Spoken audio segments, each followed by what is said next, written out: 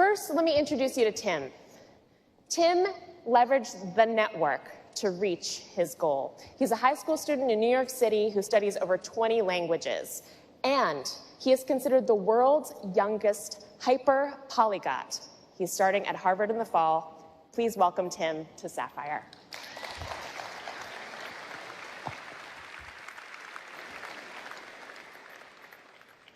So when I was first asked to speak here, I was particularly excited about the fact that Sapphire has offices in 188 countries, because questions of language and communication have always been at the forefront of my mind. You see, in a world with over 6,000 languages, some things are bound to get lost in translation.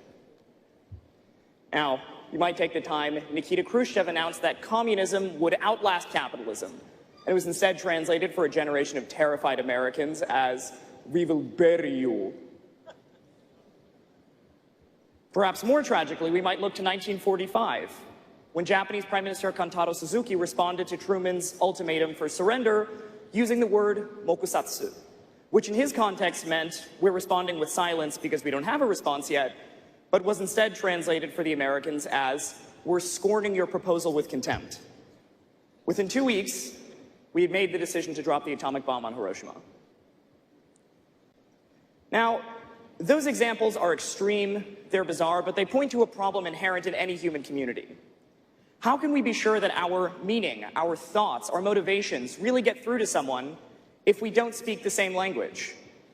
Now, alongside being one of the oldest questions in philosophy, it's a question of personal importance to me. You see, growing up in New York City, the largest concentration of languages on any spot on Earth, I can hear upwards of a dozen languages any day: Wolof, Hindi, Farsi, Pashto, whatever it may be. But despite that diversity, I'd only ever spoken English. My family had only ever spoken English. And despite a few years in French class in middle school, I can only garble a few sentences about the weather or telling time. I decided simply that learning foreign languages wasn't for me. Things started to change a few years later, though. One day, sitting in my room, an Israeli pop song came up on my iPod, and I found, surprisingly, that I had memorized all the lyrics to it. In fact, I found that I'd memorized the lyrics to dozens of songs. And when I studied their translations, I realized that I had unwittingly downloaded an entire dictionary into my head without ever studying a foreign language. That made me think, is it possible, especially with technology, with sites like Facebook, Wikipedia, Twitter, Skype, to actually teach yourself a foreign language, to make up for where the school system failed? So, when I was a freshman in high school, I started a YouTube channel called Polyglot Pal, and with every new language I studied, I would try and reach out and find native speakers. بدأت دراسة اللغة العربية منذ حوالي نصف سنة. Ini mulai 1, 2, 3, 4.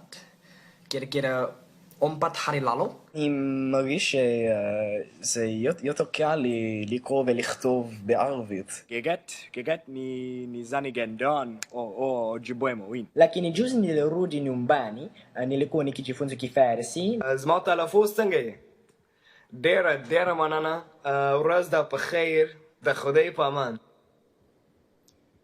So, within 2 years of that, I was featured in media outlets such as the BBC, the New York Times, even the Today Show.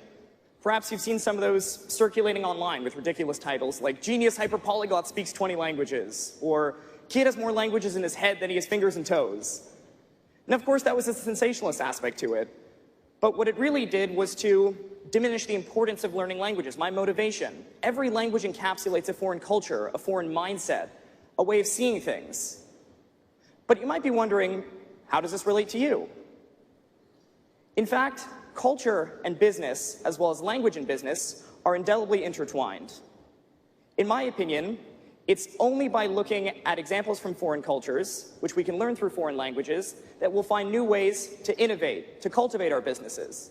If you don't believe me, you need only look to the chaebol conglomerates in Korea, such as Hyundai, or the zaibatsu firms in Japan, such as Mitsubishi, to see how culturally based business practices can take impoverished, underdeveloped countries and turn them into global leaders of innovation and technology. Now, if that weren't enough, last month The Economist published an article showing empirical evidence that people who are functional in a second language or a third language make on average 2 to 4% more than their monolingual colleagues. Indeed, on a global scale, we can see how languages today are becoming enormous assets for countries. In India, English language skills have proven so valuable that they've generated a multi-billion-dollar calling center industry, which has become so successful it's now being copied in countries that don't even speak English, like Romania, China, Vietnam, and others. Now, I know language may seem daunting, but I encourage all of you not to see it as a padlock, but rather as a key. To believe, as Nelson Mandela once said, that if you talk to a man in a language he understands, that goes to his head. If you talk to him in his language, that goes to his heart. Thank you.